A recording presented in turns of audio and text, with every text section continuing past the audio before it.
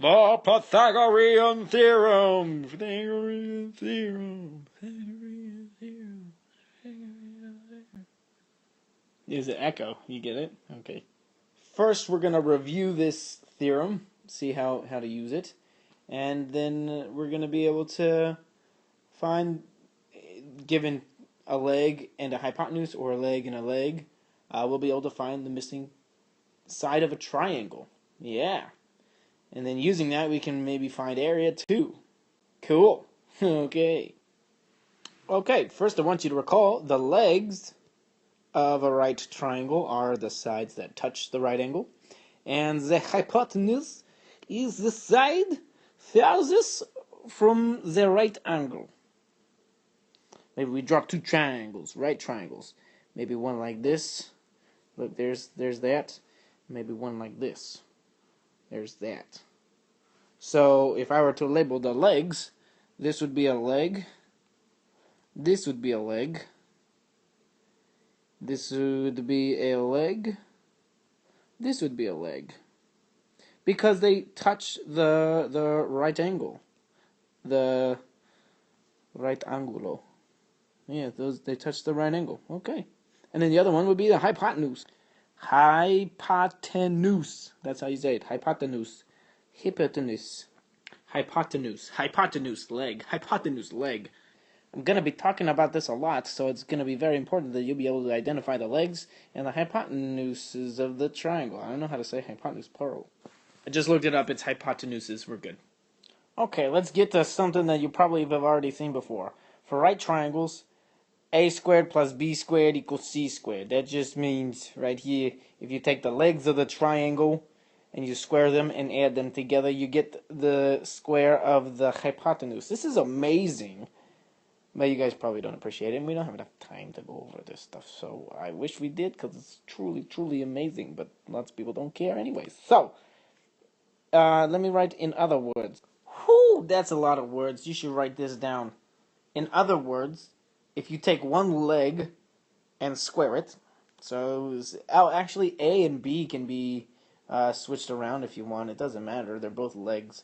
So when you're adding, you can just switch them around because it doesn't matter which order you add in.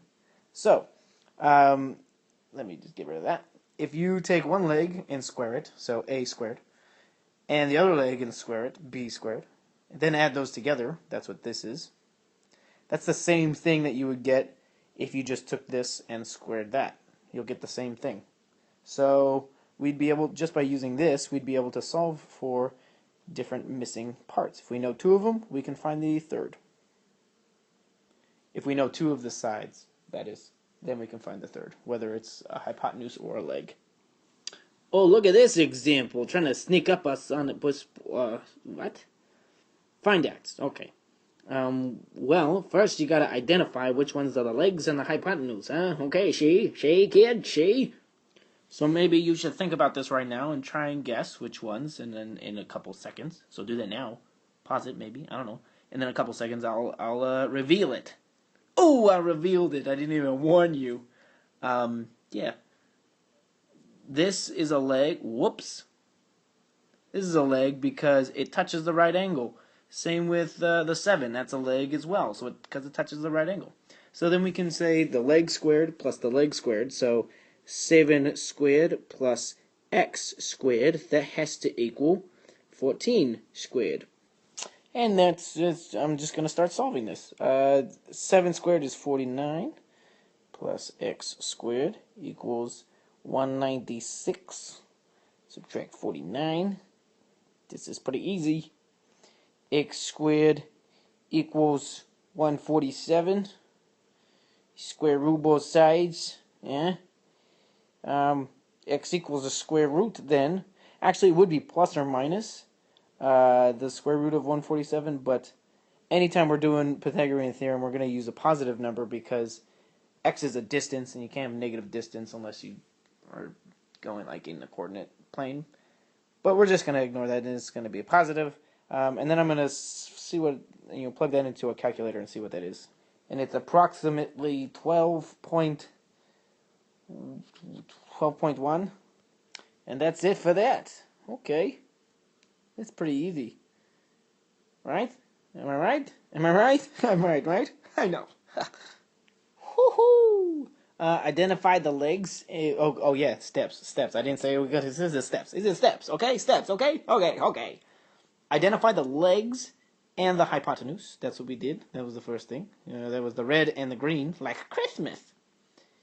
Number 2, use the Pythagorean Theorem. That's where we plugged in stuff there. A squared plus b squared equals c squared.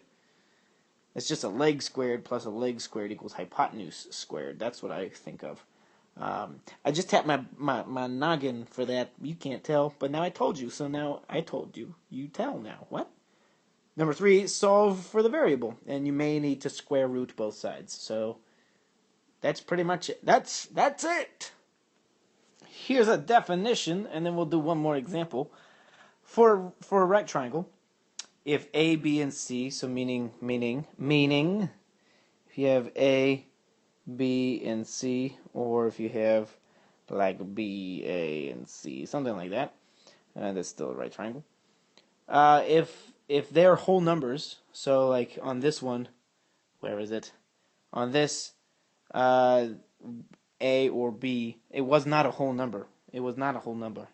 So, what I'm saying for this, for a right triangle, if A, B, and C are whole numbers, so not decimals or fractions, then A, B, and C are called a Pythagorean triple.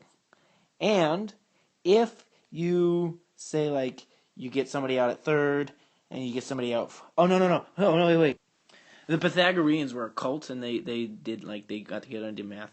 And sometimes they would play baseball, and whenever they got somebody out at third, and then somebody out at second, and then somebody out at first, all in one play, it was a Pythagorean triple play.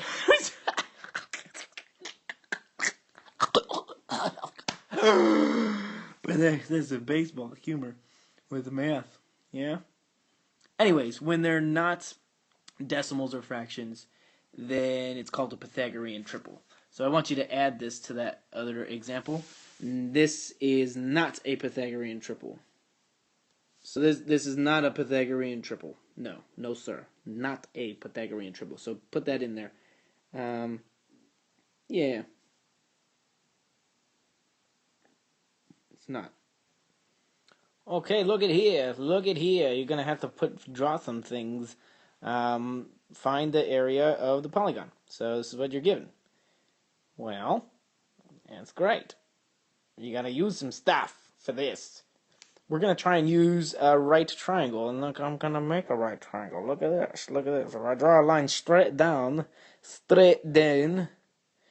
that's a right triangle. Maybe I should do it like this. That's a right triangle, right? Yes. And since I drew this line straight down, that means from here to, whoops, that looks weird. From here to here, that has to be 12 centimeters. So that means from there to there has to be, what, 18 minus 12? 18, 8, 7, 6 centimeters.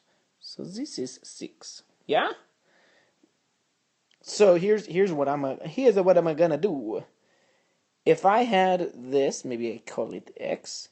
If I had x, then I could figure out the area of this, which is just base times height. And then also I could figure out the area of this triangle, which is 1/2 times base times height.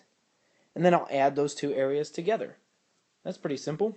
So that's what I'm going to do. I'm going to find x, and since this is a rigid triangle, we're gonna use Pythagorean theorem. So here I'm solving for x first. So I'm not even getting the area yet. I'm solving for x. Remember, this is a leg, and this is a leg. So 6 squared plus x squared equals the hypotenuse squared. And so that gives me 36 plus x squared equals 144. Subtract 36. And that gives me that x squared equals 108. So I'm going to square root both sides. And that gives me approximately, I'm just going to do it in the calculator, approximately 10.39. 10.339. Yeah, so that's what x is. So that was just solving for x.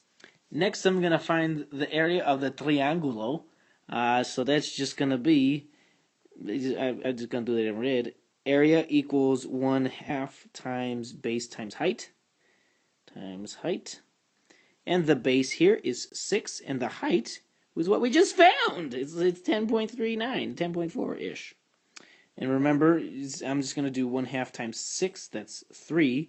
So 3 times 10.39. Remember, you don't take half of both of them. You just take half of one of them. Or you multiply these together first, and then take half of the whole thing. And so the area of that triangle is approximately 31.18 centimeters squared. So I can do that, centimeters squared. And then now I'm going to find the area of this rectangle. So the area of a rectangle, recall, is base times height. So this is just going to be 12 times whatever x is, right? That's the height. 12 times 10.39. Alright, so that's just both of those. And then the total is just when I add them together. 31.18 plus 124.68. And that's my approximate answer, 155.86 centimeters squared. Now, I may have rounded or not rounded at some point in this, so if your answer's a tiny bit off because you tried it on your own, that's just fine.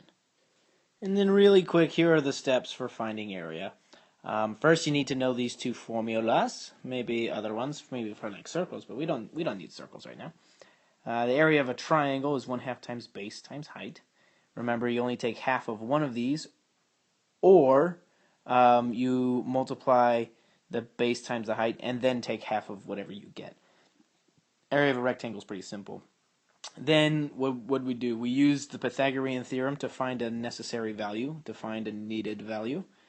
And then use the area formulas. So we use the area formula for a triangle, and then the area formula for a rectangle, which is the same idea for a square.